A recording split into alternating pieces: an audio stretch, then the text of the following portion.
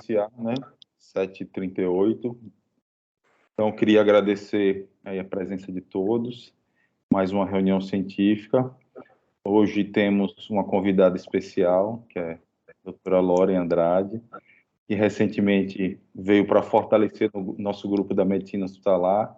Loren fez residência de clínica aqui, depois fez geriatria no HC, na USP, depois cardiogeriatria no INCOR, professora do IPMED, que a AFA comprou recentemente, da pós-graduação de geriatria. Então, é uma colega que veio agregar muito ao serviço do Hospital Primavera, tem nos ajudado muito, feliz em tê-la aqui conosco, em dar essa aula para a gente. Obrigado, Loren, obrigado ao CEP pela oportunidade, pelo espaço aqui, dividir conhecimento. Boa aula, obrigado. Obrigada. Bom, então, boa noite a todos. Primeiramente, obrigada, Fabrício, pelo convite. Muito legal participar dessa aula e obrigada a todos aí que estão presentes, disponibilizando aí esse horário de quinta-noite para assistir essa aula. Bom, então, deixa eu compartilhar aqui minha tela.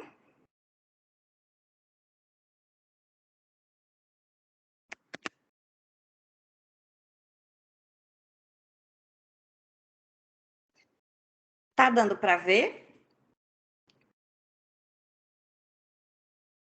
Tá sim, Lore, só colocar no modo apresentação, tá não? Já tá, eu botei no modo apresentação. Não tá, não? Tá, mas tá com os slides do lado. Que estranho. Espera aí, deixa eu tirar e botar de novo. Mas E agora? Quando a senhora compartilha a janela ou área de trabalho? Compartilhar a janela. Então, descompartilhe e compartilhe a área de trabalho, porque às vezes, quando compartilha a janela e põe no modo de apresentação, por algum motivo, que eu não sei explicar qual é, não dá certo. Aí a área de trabalho costuma dar. Agora Pronto. foi? Agora foi. Pronto. Eu botei aqui compartilhar a tela inteira. Bom, então na aula de hoje eu tentei trazer aí um compilado de algumas aulinhas que eu coloquei no meu curso de cardiogeriatria. Então a gente vai falar um pouquinho sobre a prescrição, desprescrição, inércia terapêutica e cascata iatrogênica relacionados ao uso de estatina no paciente idoso.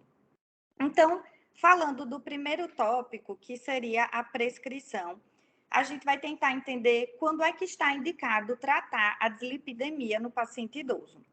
Então, antes de definir se eu vou ou não usar a estatina para tratar a dislipidemia no idoso, eu preciso avaliar 3 parâmetros.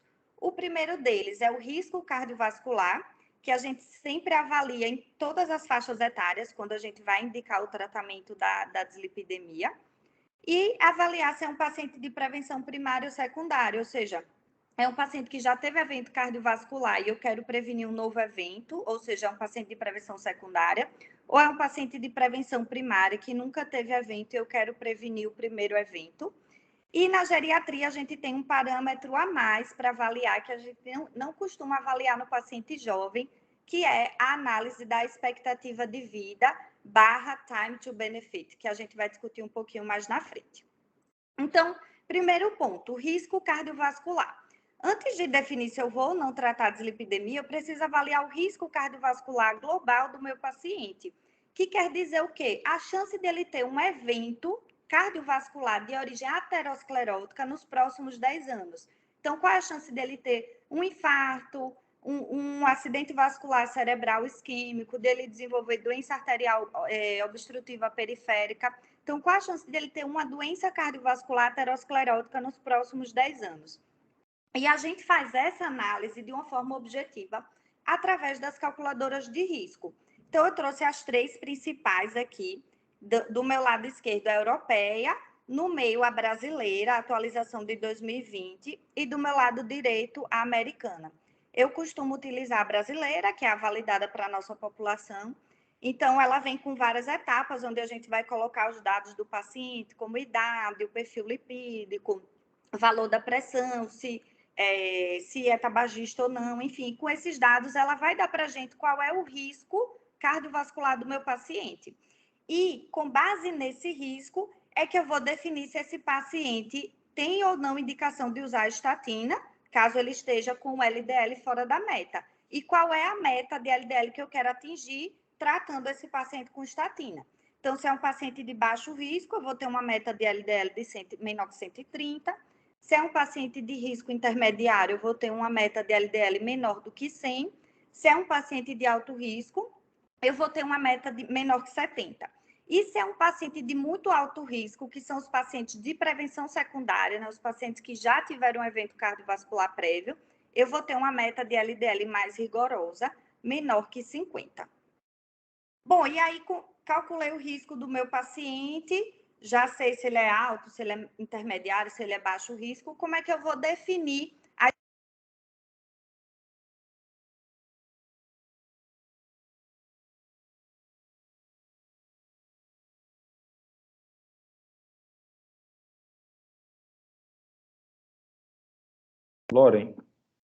Loren, acho que bateu no microfone aí, acho que ficou mudo o seu áudio, só um minutinho.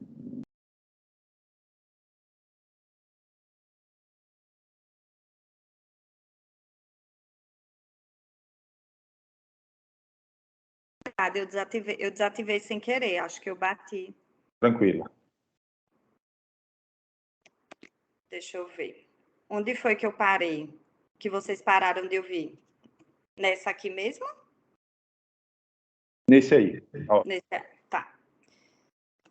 Bom, então, conforme o risco avaliado através das calculadoras, como é que a gente vai estabelecer o tratamento desse meu paciente?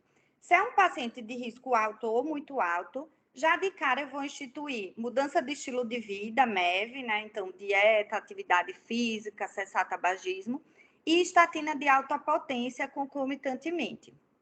Se é um paciente de risco baixo ou moderado, eu vou iniciar com MEV, com mudança de estilo de vida, por 3 a 6 meses.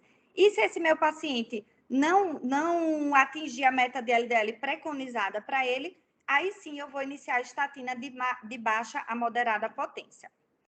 E aí o segundo ponto. Então, vamos falar um pouquinho sobre o cenário da prevenção primária e da prevenção secundária.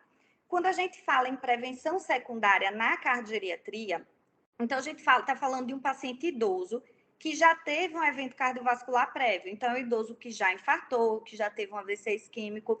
Então, é um paciente de muito alto risco cardiovascular. Eu quero prevenir um novo evento nesse paciente.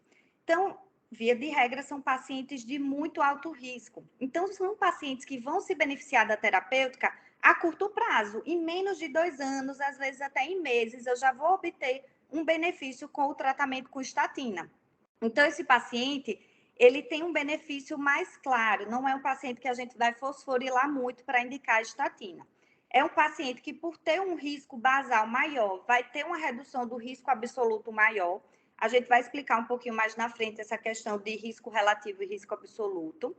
Uma meta-análise relativamente recente aí que avaliou apenas pacientes grandes idosos, ou seja, com mais de 75 anos, tanto de prevenção primária como de prevenção secundária, mostrou uma redução de MACE, ou seja, redução de eventos cardiovasculares maiores, numa magnitude de 26% para cada redução de 40 no LDL. Então, é um impacto muito importante. O tratamento com estatina vai prevenir todos os eventos de origem aterosclerótica, tanto infarto como AVC, morte cardiovascular.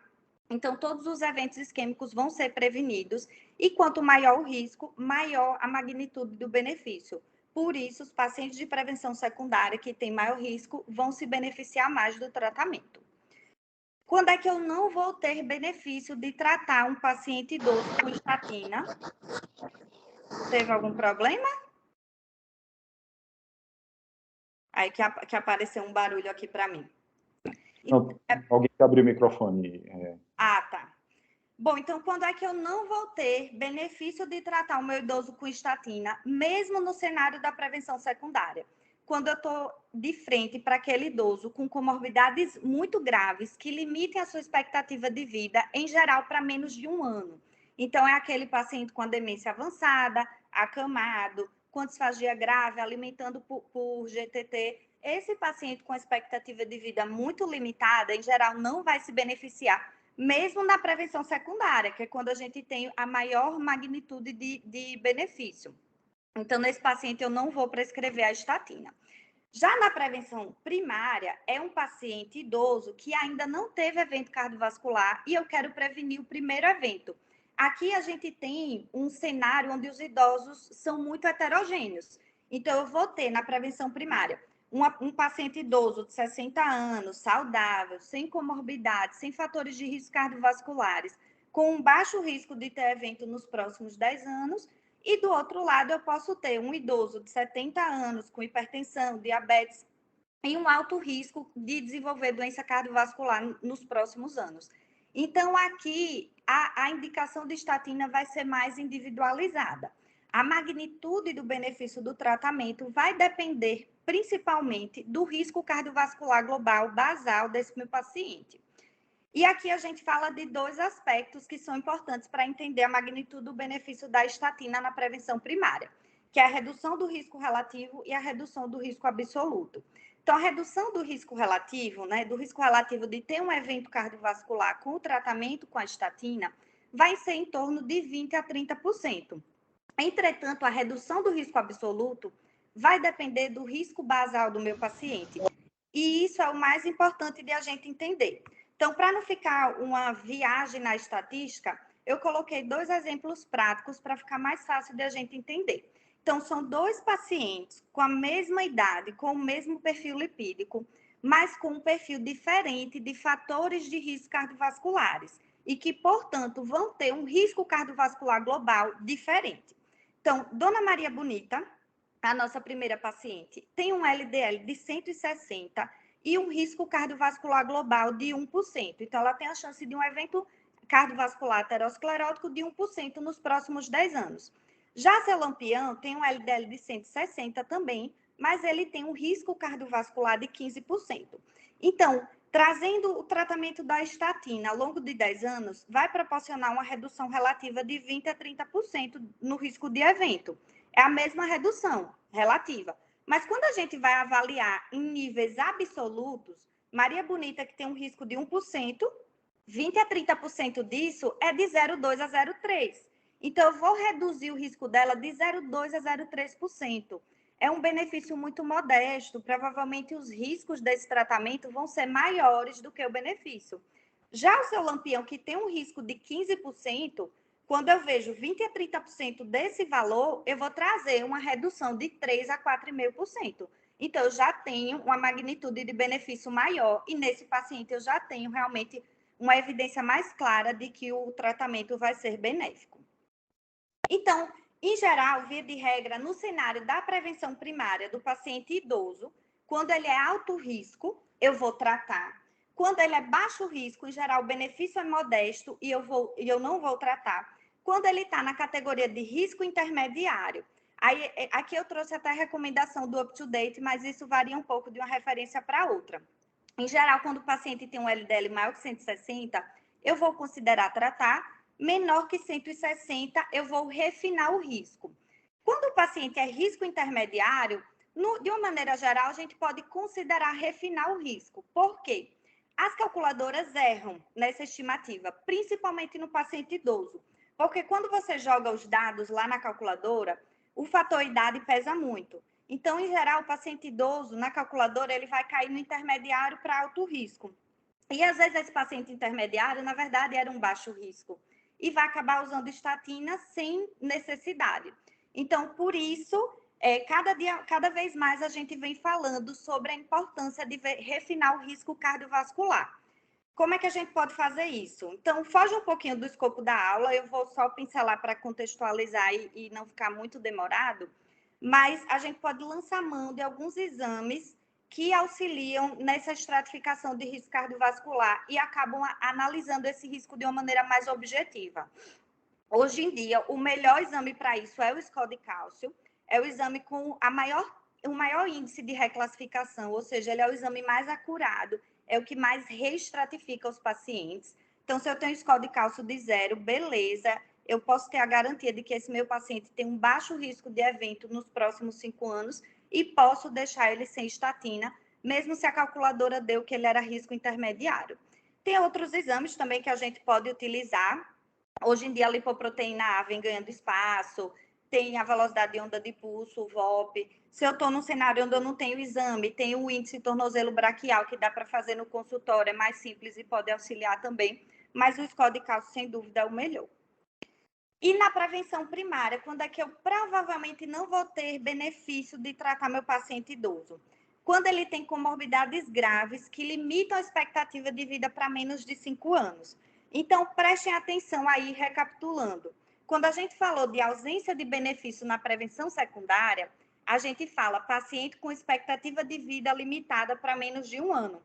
Quando a gente fala de ausência de benefício na prevenção primária, a gente fala expectativa de vida limitada para menos de 5 anos, 4 anos. Então, vejam que na prevenção primária, que é o paciente que ainda não teve evento, a estatina precisa de muito mais tempo para trazer um benefício para esse paciente. E assim, no idoso com mais de 85 anos, a literatura mostrando o benefício do tratamento na prevenção primária é muito escassa. Então, a gente não tem evidência de benefício, a lacuna de conhecimento. Então, não é muito claro se tratar esse paciente vai trazer algum benefício.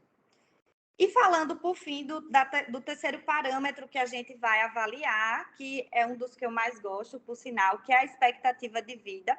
E quando eu falo de análise de expectativa de vida, eu falo em concomitância de time to benefit. O que significa isso? Então, o time to benefit é basicamente o tempo que uma medicação leva para trazer um benefício para esse meu paciente. Quando eu avalio isso, eu preciso avaliar a expectativa de vida do meu paciente. Por exemplo, se na prevenção primária a estatina precisa de 3 anos para começar a reduzir eventos cardiovasculares no meu paciente, não faz sentido eu dar estatina para um paciente que tem uma expectativa de vida de 1 ano, porque ele não vai viver tempo suficiente para se beneficiar daquela estratégia terapêutica. E não é só no cenário da dislipidemia que a gente avalia isso. Tratamento de hipertensão arterial, a mesma coisa. Metas muito rigorosas de pressão arterial beneficiam mais pacientes de meia idade ou idosos mais jovens, mais robustos, do que idosos com idades mais avançadas, porque aquele idoso vai ter mais tempo sob o efeito daquela terapia, então ele provavelmente vai ter um maior tempo de ter benefício. Então, essa análise do time to benefit, ela vai em concomitância com a expectativa de vida do meu paciente. Então, eu trouxe um caso clínico aqui para ilustrar esses parâmetros que a gente vai avaliar para a gente definir se vai ou não usar a estatina para o paciente idoso. Então, nossa paciente Maria Bonita, ela tem 78 anos, vem numa consulta de rotina sem nenhuma queixa, de comorbidade, ela refere ser hipertensa, nega tabagismo e etilismo e ela está usando o onlodipino e a hidroclorotiazida. No exame físico, ela está com a PA de 130 por 75, IMC de 27, e ela traz exames laboratoriais com o seguinte perfil lipídico. Está com LDL de 160, o HDL de 40 e o colesterol total de 215. Na avaliação geriátrica ampla, a gente identificou que Maria Bonita é uma paciente com funcionalidade preservada, ela não tem alteração cognitiva, a gente fez um teste de rastreio cognitivo, ela pontuou a nota máxima, e ela é robusta, ou seja, ela não tem síndrome de fragilidade do idoso.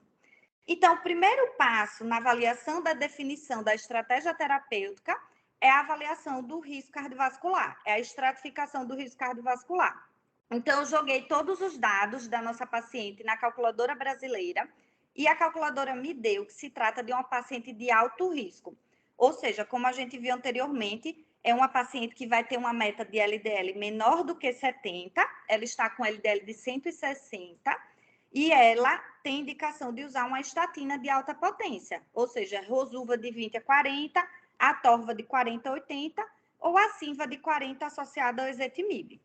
Então, primeiro passo, avalia o risco cardiovascular. Segundo passo, eu vou avaliar a expectativa de vida para avaliar o time to benefit, né? Ou seja, se essa paciente vai viver tempo suficiente para se beneficiar dessa medida. Eu uso muito essa ferramenta, que é o ePrognosis, é um site que disponibiliza uma série de calculadoras que nos auxiliam nas decisões terapêuticas, principalmente na geriatria. Então, hoje eu vou falar sobre essa aba, o time to benefit. Quando a gente clica aqui, ele vai direcionar a gente para alguns scores, alguns índices prognósticos. Então, o primeiro passo aqui é calcular a expectativa de vida da minha paciente. Eu gosto muito, tem outras opções de índices, mas eu gosto muito desse Lichtenberg. Então, ele vai pedir alguns dados. Aqui eu fiz um print da tela, então não tem todas as questões, mas é super rápido de calcular. Assim, em 2, 3 minutos você calcula. Então, ele pede alguns dados a respeito de idade, sexo, IMC, algumas comorbidades que limitam a expectativa de vida, como doenças pulmonares e cardiovasculares, alguns dados a respeito de funcionalidade e cognição. E a partir desses dados super simples, ele vai me dar a expectativa de vida da minha paciente. Então, Maria Bonita tem uma expectativa de vida em torno de 20 anos. Nessa coluna final azul aqui, a gente pode ver que a expectativa de vida dela é de cerca de 20 anos. Ou seja, uma paciente com uma expectativa de vida longa. E aí, no segundo momento, ele vai me dar essa imagem aqui, esse gráfico, que é o gráfico que vai concluir para mim se essa paciente se beneficia ou não de uma determinada estratégia terapêutica. Hoje a gente vai focar aqui na estratégia estatina para prevenção primária. Então, só explicando aqui essa imagem. Na coluna vertical em laranja, a gente vai ter a expectativa de vida da nossa paciente. Na coluna horizontal, a gente vai ter a estratégia terapêutica, no caso, estatina na prevenção primária.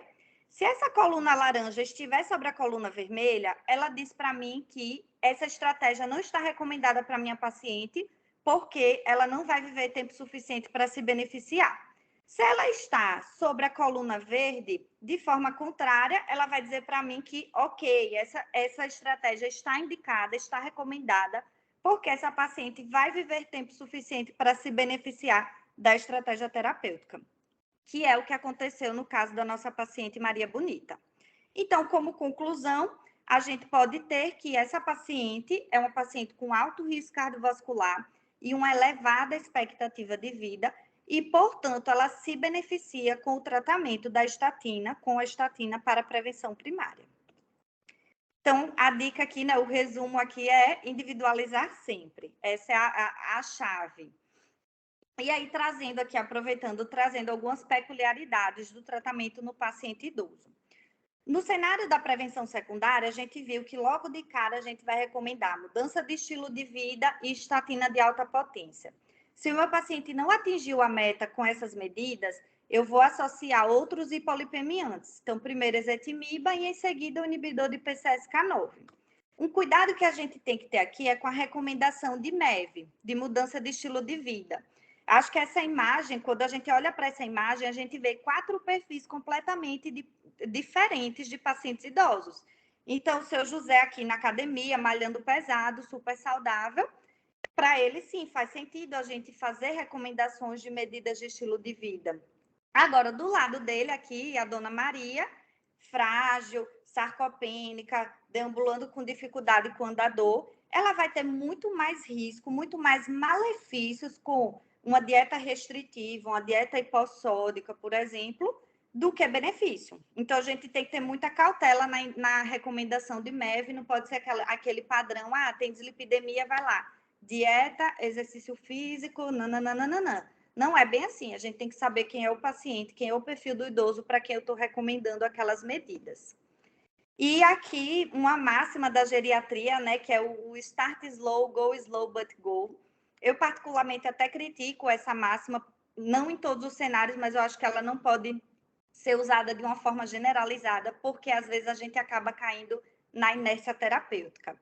Mas eu acho que no tratamento da dislipidemia, ela cai bem. O que significa essa máxima? Start slow, go slow, but go. Comece devagar, progrida devagar, mas vá. Não pare, né? Vá. Não é para ficar no slow e esquecer e não progredir nada. A gente tem que prosseguir no tratamento do paciente idoso. Então, o que é que eu quero dizer aqui? Que mesmo o paciente idoso de alto risco cardiovascular, eu devo iniciar a estatina de moderada potência e progredir conforme a tolerância. E não começar logo de cara com a estatina de alta potência na dose máxima, né? Porque esse paciente tem um maior risco de ter efeitos colaterais. E para, enfim, corroborar isso que eu estou dizendo aqui para vocês, eu trouxe um artigo que foi publicado agora, em agosto de 2023, no ACP, que ele avaliou a associação entre idade e resposta à estatina. Ou seja, ele avaliou o quanto que pacientes idosos com a mesma dose de estatina que era utilizada em pacientes jovens, o quanto que eles respondiam, o quanto que eles tinham de redução do LDL. E esse estudo encontrou que os pacientes jovens eram mais sensíveis e mais respondedores à estatina do que os pacientes jovens. Então, a mesma dose ali, um jovem com Rosuva de 20, um idoso com Rosuva de 20, tinham respostas diferentes. E os idosos acabavam tendo uma maior redução do LDL, o que corrobora aí que o tratamento inicial do idoso de alto risco pode ser iniciado com estatina de moderada potência. Claro que eu vou progredir, mas eu posso iniciar assim com uma dose menor. Na prevenção primária é um pouquinho diferente. A gente vai também indicar MEV, com os adendos que a gente já discutiu. A potência da estatina vai depender do risco cardiovascular global do meu paciente. Então, é um paciente de alto risco, estatina de alta potência. É um paciente de baixo a moderado risco, estatina de baixa a moderada potência. A associação com ezetimibe acaba tendo assim uma extrapolação de resultados de estudos na prevenção secundária. A gente tem alguns estudos mais recentes aí, mostrando que estatina de moderada potência associada a ezetimibe tem a mesma resposta que estatina de alta potência e tem uma melhor tolerabilidade, mas são estudos ainda com algumas críticas metodológicas, né? Então acabei nem trazendo, mas tem alguns em andamento e talvez isso acabe entrando na nossa prática. E o inibidor de PCSK9 aqui na prevenção primária acaba ficando reservado para o paciente com alto risco cardiovascular que não tolerou estatina. Então, resumindo aqui no frigir dos ovos, a gente vai ter indicação de tratar pacientes com menos de 75 anos, vai ser igual como nos pacientes mais jovens, os benefícios superam os riscos. No paciente de 75 a 85, se boas condições de saúde, os benefícios tendem a superar os riscos, esses vão ser os que mais vão se beneficiar da análise da expectativa de vida e do time to benefit. E os pacientes com mais de 85 anos, depende. Se é prevenção secundária, sim, em geral vão ter benefícios, a não ser que tenham expectativa de vida muito limitada. E na prevenção primária ainda é uma lacuna do conhecimento e a literatura ainda não embasa muito a gente aí nesse cenário. Bom, então, partindo para o tópico desprescrição. Para mim, o processo da desprescrição é representado por essa figura e uma equação complexa e difícil de ser compreendida. Porque a gente fala muito em desprescrição na geriatria, né? Vamos desprescrever, reduz o risco de queda, reduz o risco de interações medicamentosas, mas desprescrever as perfumarias, né? Sei lá, vitamina C pura, vitamina DAZ, é mais simples, mas desprescrever medicações que impactam na morbimortalidade do paciente não é um processo tão fácil. Então, vamos entender por quê. Esse é um artigo de revisão que avaliou resultados de 18 guidelines que tinham informações sobre a desprescrição de estatina.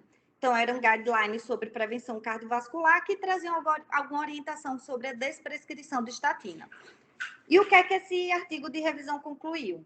Que as atuais diretrizes fornecem poucas orientações específicas a respeito da descontinuação de estatina em idosos. Então, como a gente pode ver aqui, basicamente essas diretrizes se posicionavam sobre a desprescrição da estatina em duas situações, ou no paciente que tinha intolerância à estatina, ou no paciente com expectativa de vida limitada, frágil e com múltiplas comorbidades. Só que, primeiro ponto, eles não são objetivos em explicar o que é intolerância à estatina. Eles só citam, não, se intolerância à estatina, suspender, desprescrever. E também não são claros em explicar o que é uma expectativa de vida limitada. Como a gente viu anteriormente, no cenário da prevenção secundária, eu digo que o paciente tem uma expectativa de vida limitada se a expectativa é menor que 1 ano. Na prevenção primária, se ela é menor do que 5 anos. Então, eles não são claros em explicar isso aqui. Então, eles não são objetivos em definir os critérios para desprescrever a estatina. E, para piorar a nossa situação, a gente tem dados mostrando que suspender a estatina no paciente idoso pode aumentar o risco de eventos cardiovasculares. Então, esse artigo do JAMA foi publicado, eu não me lembro agora o ano, mas ele é relativamente recente. Foi um estudo de coorte que avaliou quase 30 mil italianos idosos que estavam usando estatina e com polifarmácia. Eram pacientes tanto de prevenção primária como secundária.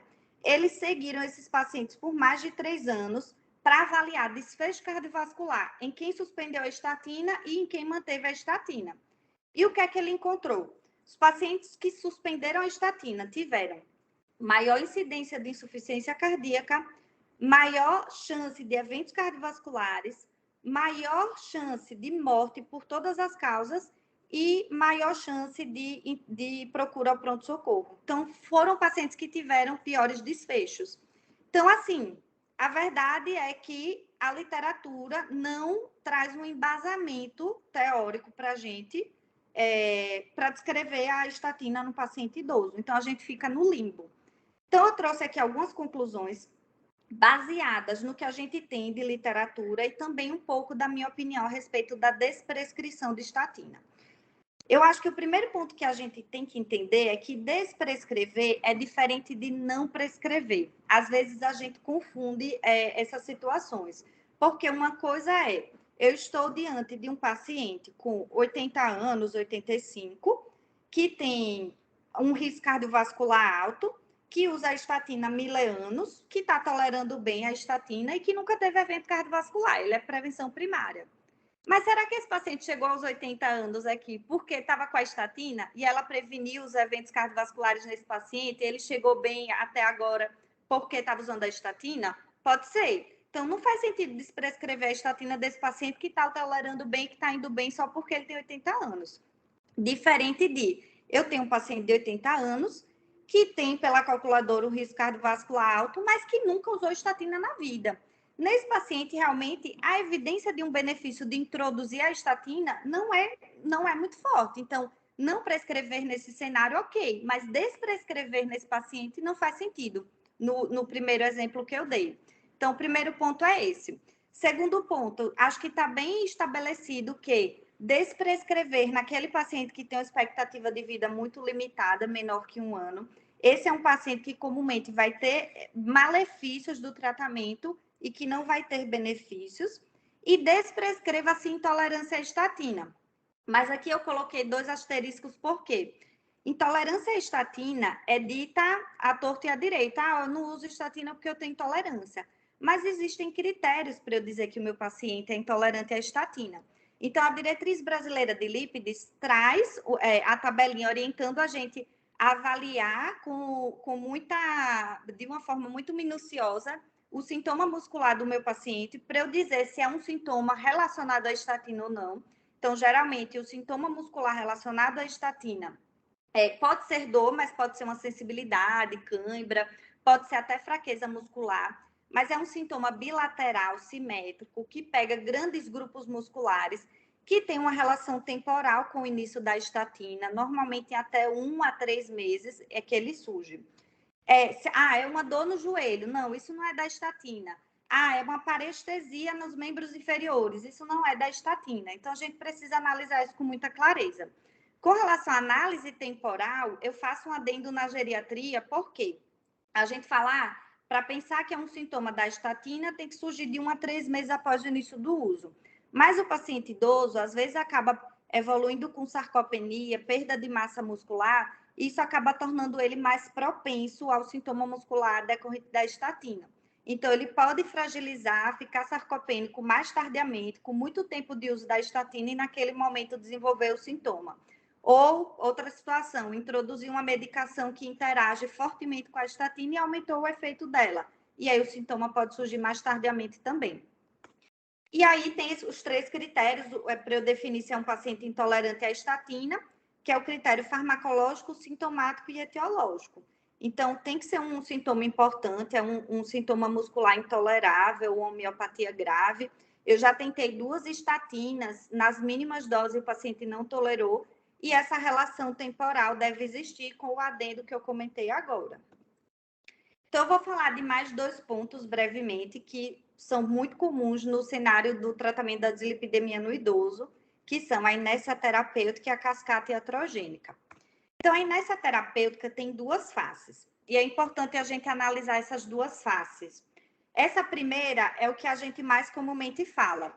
Então, trouxe casos clínicos aqui para ficar mais fácil de a gente compreender. Essa primeira paciente, Maria Bonita, ela tem 85 anos. É uma paciente com a demência de Alzheimer FAST 7C, ou seja, uma paciente com Alzheimer avançado, que já perdeu a capacidade de andar. Ela vem apresentando perda ponderal importante e agora está com piora dos sintomas comportamentais, com agitação e gemência. Então, além do Alzheimer, ela tem hipertensão, dislipidemia e síndrome de fragilidade. E essa é a polifarmácia dela. Ela está usando donepezila e memantina para o Alzheimer.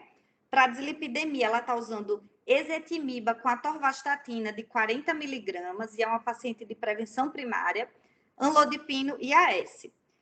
Então, aqui é um cenário onde a gente está vivendo uma inércia terapêutica. É uma paciente que, em algum momento da vida dela, precisou dessas medicações para tratar a dislipidemia e para atingir a meta, mas é uma paciente que fragilizou, que evoluiu com a comorbidade grave e avançada, que é o Alzheimer, e que agora, ainda pior, está apresentando sintomas comportamentais que podem ser decorrentes de uma dor, de uma miopatia secundária à estatina. Paciente com demência, com síndromes demenciais, principalmente avançadas, com piora de sintomas comportamentais, a gente costuma pensar muito em infecção, em delírio por um quadro infeccioso, mas muitas vezes é dor. Então, a gente sempre tem que excluir a possibilidade de dor. Então, ela está gemente, está usando uma estatina em alta dose, uma paciente sarcopênica, ela pode estar com sintoma muscular decorrente da medicação e ela não vai conseguir falar. Então, ela manifesta isso com gemência e agitação. Então, aqui é um cenário de inércia terapêutica, eu vou desprescrever essas medicações. Mas tem um outro cenário de inércia terapêutica que às vezes a gente não fala. Então, aqui o paciente dessa vez é o lampião de 70 anos, que vem consulta para trazer exames de rotina que ele fez. Nesses exames, a gente verificou um LDL de 170, um HDL de 45 e o triglicérides de 160. Ele é hipertenso, dislipidêmico e é robusto, ou seja, ele não tem síndrome de fragilidade. E pela calculadora, a gente encontrou que ele tem um alto risco cardiovascular. E ele está usando clortalidona, pitavastatina de 2 miligramas e vitamina D. Então, aqui é um paciente robusto, com expectativa de vida alta, com alto risco cardiovascular e que está usando uma estatina de baixa potência com LDL totalmente fora da meta. Ele deveria estar com LDL abaixo de 70, ele está com LDL de 170 e usando a estatina de baixa potência. Ah, porque é idoso, vamos devagar? Não é bem assim, né? Então, a gente poderia começar uma estatina de alta potência numa dose mais baixa e progredindo lentamente, mas ele não pode estar usando uma estatina de baixa potência. Então, essas são as duas faces da inércia terapêutica que acontecem no cenário do tratamento da dislipidemia. E, por fim, vamos falar um pouquinho da cascata iatrogênica, que é bem isso aqui. A gente, às vezes, sentado na rede, vendo o paciente cair nessa cascata, né? Então, mais um casinho aqui para ilustrar o que é que acontece muito comumente de cascata iatrogênica aqui no tratamento da dislipidemia no paciente idoso. Então, esse paciente lampião, ele tem 72 anos e vem na consulta queixando de mialgia e cãibras nos membros inferiores há mais ou menos um mês. Ele é hipertenso, tem hipotireoidismo, dislipidemia e, pela calculadora, é um paciente com alto risco cardiovascular. Ele está usando levotiroxina, atorvastatina de 40 miligramas, que foi iniciada há 2 meses já nessa dose, 40 miligramas de atorva, enalapril e hidroclorotiazida. Aí ele voltou em outro médico, que nem sabia o que ele estava usando, falou que estava com a dor, e aí ele prescreveu uma fórmula para tratar essa dor, com ciclobenzaprina, né, o Miozan de 10 miligramas, amitriptilina de 25, paracetamol e vitamina D. Ou seja, aqui é uma baita de uma cascata iatrogênica. É um paciente que está com uma miopatia, provavelmente secundária à estatina. Foi começada uma estatina de alta potência, em alta dose, logo de cara. Ele começou a ter dor, ele tem sintomas bilaterais, então tem critérios aí que colocam ele como tendo um sintoma muscular secundário à estatina.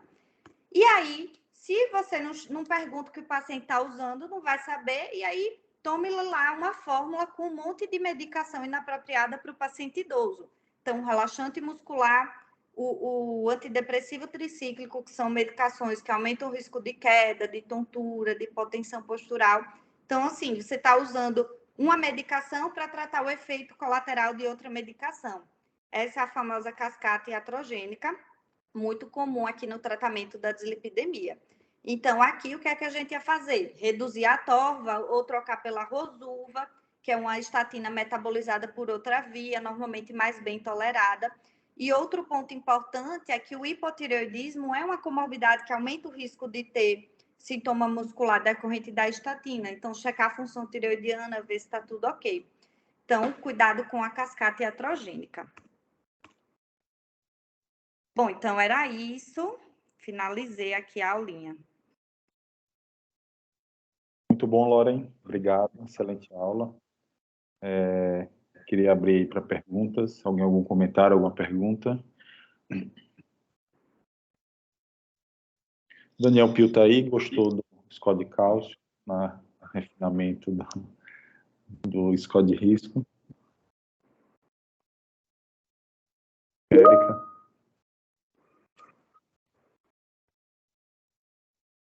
Tá, vou começar uma pergunta, tá, Loren?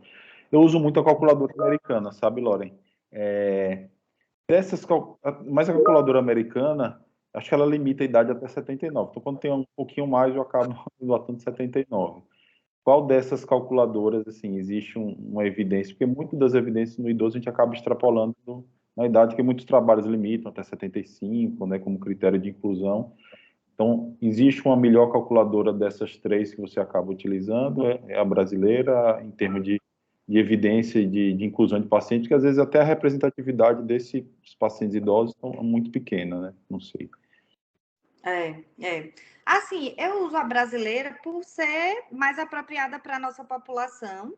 Eu também gosto dela porque, assim, quando você vai lá, primeira etapa, segunda etapa, terceira etapa, e nessas etapas ela já vai te perguntando as comorbidades que já realocam o paciente como muito alto risco. Então, não tem nem a chance de eu esquecer, né? Ela já pergunta, é diabético, já teve evento, e aí isso já direciona para o muito alto risco.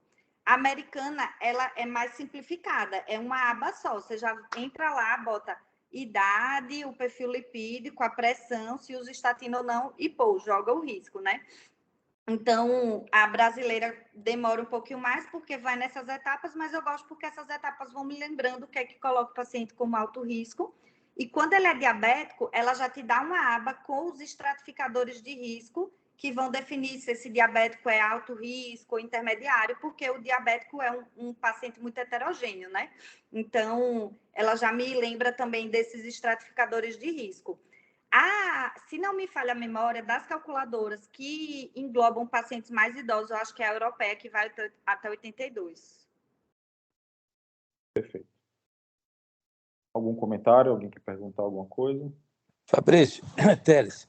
Ô, doutor Teles. Só queria pedir permissão para me ausentar e lhe cumprimentar, como também cumprimentar a Loren pela bela aula.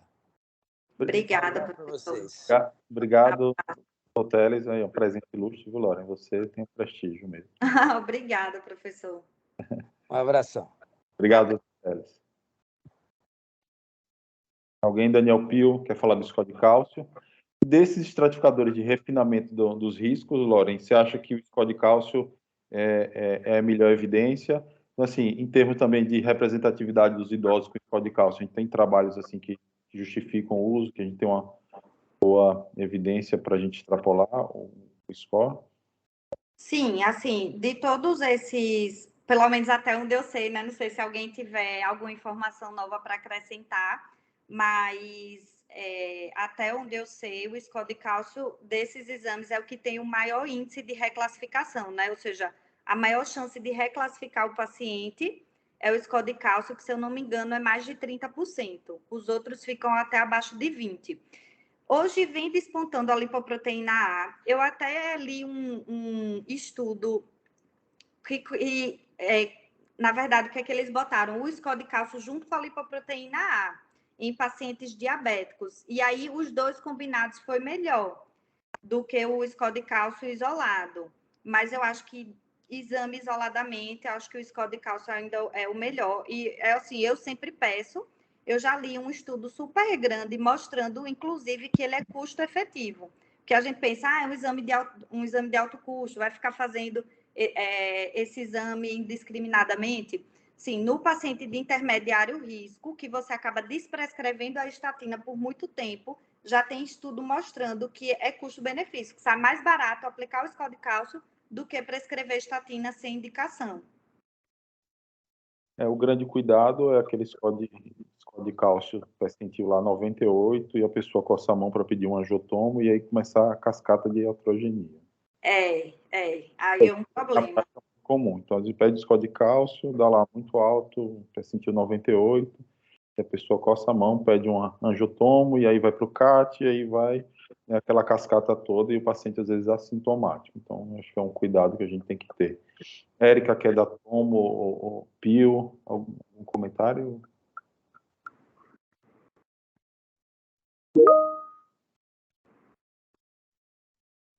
Vou ver se o pessoal está digitando.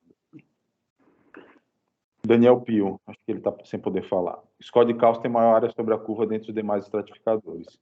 Mesmo para idosos, né, Pio, assim, acima de 75, porque não lembro, assim, se nos trabalhos de score de cálcio eles limitam alguma coisa em relação à faixa etária e a representatividade dos pacientes acima de 75 anos. Não, eu acho que no idoso é ainda mais importante, porque assim, o fator idade pesa muito na calculadora, então acho que a gente superestima muito o risco do paciente idoso. Então, o paciente que fica ali no intermediário, muitas vezes é baixo risco. Então, vai assim, você acha que aquele paciente não é de fato intermediário, ou você tem um exame disponível, eu acho que super vale a pena. Perfeito. Então, Magda, excelente aula. Viviane, muito boa apresentação, só elogios. Obrigada aí pela participação. Kátia de Brasília, aula ótima, muito boa, parabéns. Muito obrigada. Sucesso total, Lore. Alguém, algum comentário final, alguma dúvida? Cleverton. Só elogios, excelente aula. Obrigada. Muito bom. Tá bom, então acho que vamos encerrar, agradecer a Loren. Eu tenho mandado muitos pacientes para o consultório da Loren. Beatriz tem um olhar diferenciado para o paciente, eu brinco com ela. E a gente precisa trabalhar em conjunto, né? Ela tem tem cursos, né? Tem um Instagram que ela produz conhecimento de altíssima qualidade. Então, quem quiser seguir, doutora Loren Andrade. Então, muito feliz aí com sua aula, Loren. Acho que acrescentou muito para a prática clínica diária da gente. A gente olhar diferenciado para o paciente idoso. Espero ter você mais vezes aqui e agradecer mais uma vez pela gentileza de ter aceitado nosso convite e trazer um pouco aí do seu conhecimento para a gente. Obrigado mais uma vez. Muito obrigada, vocês todos aí que participaram da aula, e Fabrício, mais uma vez, obrigada aí pelo convite. Obrigado. Tchau, obrigado a todos, obrigado a Vivi do CEP e até a próxima. Tchau, boa noite. Boa noite. Boa noite.